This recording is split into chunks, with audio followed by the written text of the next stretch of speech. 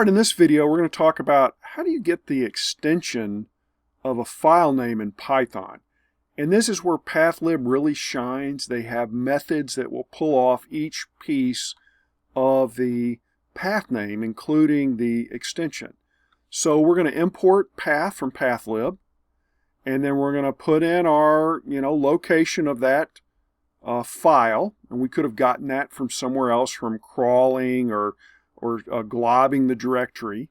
And then we just do .suffix, and that pulls back .txt, which is the extension of this file.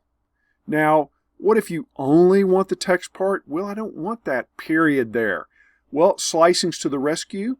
Just slice it from 1 colon forward, and that will bump off the period and give you just the text part of the file extension. That's it. Hope you learned something. Smash that like button so I can help more people. Subscribe if you hadn't, and I'll see you in the next one.